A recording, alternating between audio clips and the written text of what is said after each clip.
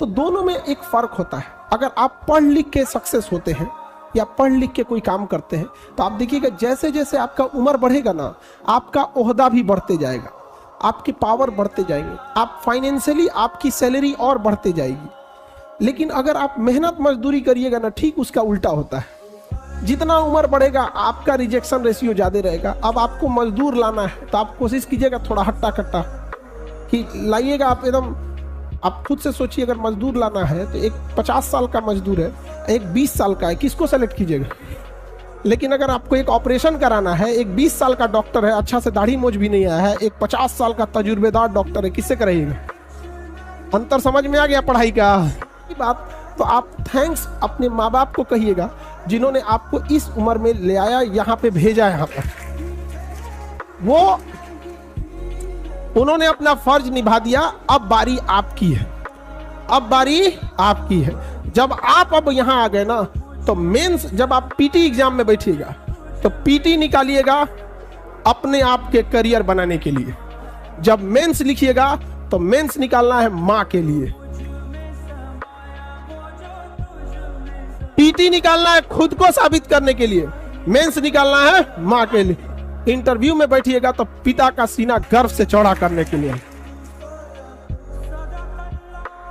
याद रखिएगा, जब आप पीटी के लिए पढ़ रहे हैं तो सोचिएगा ये बस ये अपने लिए है, लेकिन मेंस में जब थकने का मन करे तो याद रखिएगा कि वो माँ का चेहरा जरूर देखिएगा कि मेंस आपको अपने लिए नहीं निकाले। और याद रखिए, जब आप फाइनल सिलेक्शन होके आएंगे ना, आपके पिताजी की आयु ऐसे ही 10 साल बढ़ जाएगी जब देखेंगे कि उनका बेटा अधिकारी बन गया, उनकी बेटी अधिकारी बन गई। और लड़की लोगों को स्पेशल थैंक्स कहिएगा अपने माता पिता को। रीजन क्या है कि वो समाज से, परिवार से लड़के आप लोगों को भेजे हुए पढ़ने के लिए। एक पिता कैसे पूछिएगा कितना टफ होता है यहाँ पे। आपके आस पड़ोस वाले जो कंजर्वेटिव माइंडसेट के होते हैं वो कहते हैं कि बेटी पढ़ने भेजेंगे तो बाहर जाएगी तो क्या, उनके दिमाग में ना मेंटेलिटी अजीब सी रहती है। समझ में आ रहा है कि नहीं आ रहा है? तो थोड़ा उनसे लड़ना भी बड़ा मुश्किल होता है। लोग के साथ फैमिली को ये फेस करना पड़ता है। कुछ कंजर्वेटिव माइंडसेट वाले ना, उनको क्या लगता है कि अच्छी लड़की, जो उन लोग को लगता है कि अच्छी लड़की घर में रहती है। अरे बेवकूफ हो, अच्छी लड़की अच्छी ही रहेगी, चाहे वो घर में रहे, चाहे ऑफिस में रहे, चाहे जहां भी रहे। और अच्छा लड़का या अच्छी लड़की तो अच्छे बाई नेचर होते, और खराब इंसान को चाहे जहां रखिए, मंदिर में चोरी करके चले आते हैं सब चोट्टा, सबको बताइए। अब बताओ इसमें इंसान जैसा, उसको जैसा परिवार से संस्कार मिलेगा वैसा ही रहेगा। तो गर्ल्स आपको ना क्या करते हैं सब ना, ये पेट्रियोटिक सोसाइटी जो है एकदम दबा के रखना चाहते हैं। अभी आप लोग को लड़ना नहीं है, अभी थोड़ा सा संभल के एकदम। जिस दिन रिजल्ट हो जाएगा ना, उस दिन बस उस समाज से कहना है कि हमने माफ किया आपको। समाज आप लोग को बहुत, और माँ बाप को इस पे बहुत लड़ना पड़ता है। और कुछ देखिए यहाँ पे क्या है ना अभी कि पुरुषों से थोड़ी सी 5-10 गलतियां होती हैं तो समाज माफ कर देता है, और आप लोगों से एक गलती होगी ना तो मुर्दे भी उठ के खड़े हो जाएंगे ताना देने के लिए। जिंदा को तो बात ही छोड़ दीजिए, यहाँ पर 10 ठोई से बात सुनाने लगेंगे। तो ये थोड़ी आप लोग की जिम्मेदारी थोड़ी बढ़ जाती है। तो जब जिम्मेदारी बढ़ जाती है तो थोड़े हम भी संभल के चलेंगे। जैसे बरसात में इंसान कदमे संभल के चलता है, ये देखता है कि बरसात बीत जाएगी फिर चीजें सही हो जाएगी। तो अभी का जो दौर है, थोड़ा आप लोग भी अपने आप को कंट्रोल करके रखिएगा। और घर जब यहां से लौटिएगा तो थोड़ा अपने में, गर्ल्स लोग स्पेशली, पापा से अकेले में बैठ के एक बात जरूर कहिएगा कि पापा आप हम पे भरोसा दिखाए हैं, हमें पढ़ने भेजे हैं, वादा करते हैं आपसे आपका सर झुकने नहीं देंगे, प्लीज भरोसा कीजिए। आपके पापा उसी दिन जीत जाएंगे। इसलिए कभी भी हम हमेशा बात बोलते हैं कि ऐसा जब पढ़ने भेजे हैं ना, कोई गलत काम नहीं उठाइएगा। एक बार सक्सेस हो जाओ, लाइफ आपके हिसाब से चलेगी। माँ बाप आपसे पूछ के डिसीजन लेंगे, लेकिन अगर आप कुछ सक्सेस ही नहीं रहेंगे, माँ बाप आपको झेल के लेके चलेंगे, तो फिर आपसे डिसीजन क्यों लेंगे? अब आप बताइए, एक जिले का एसपी है, कप्तान है, वो कांस्टेबल से पूछ के डिसीजन लेता होगा या अपने ऊपर डीआईजी और एसएसपी से?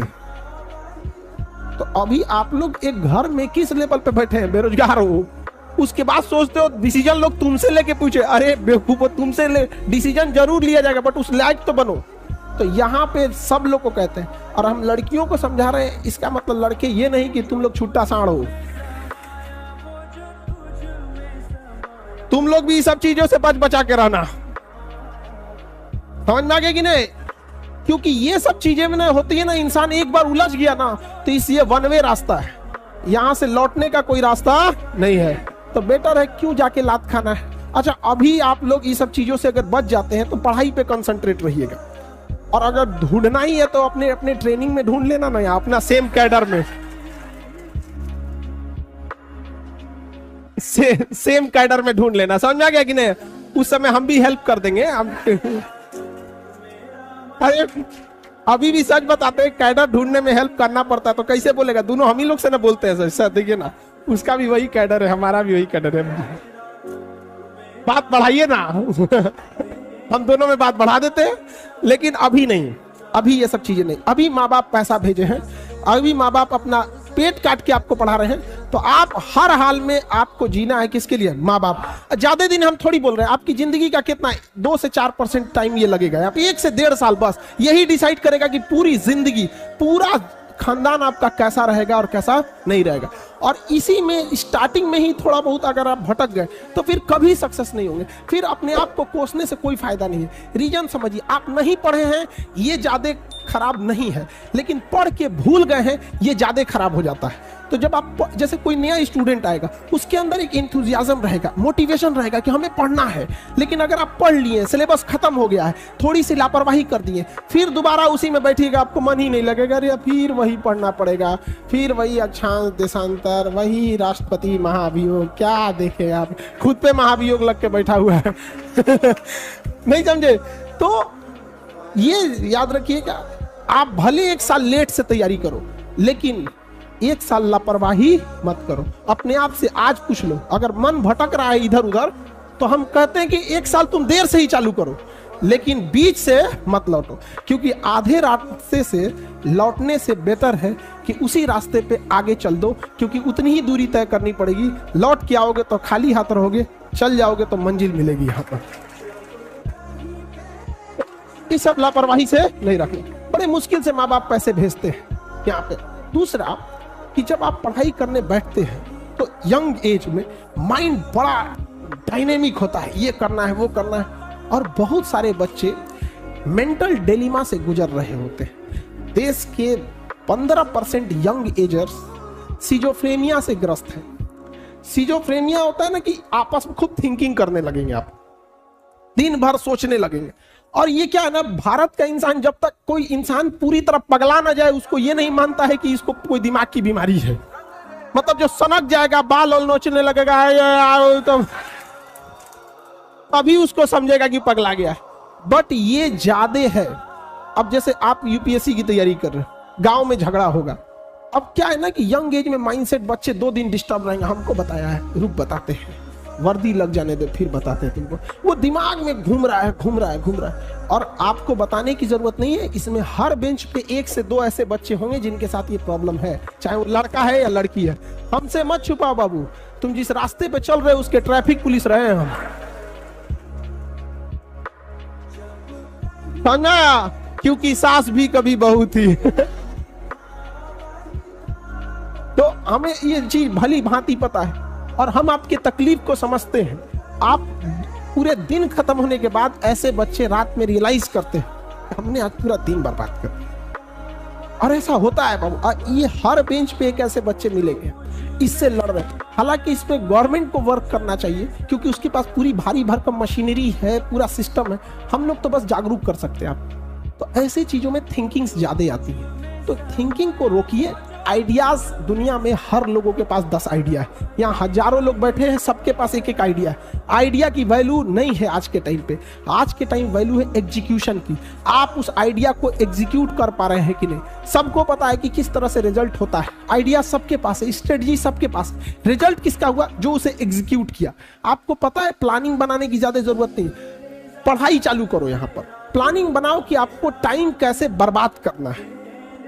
लेकिन तुम लोग टाइमिंग क्या बनाते हो? पढ़ना कैसे है।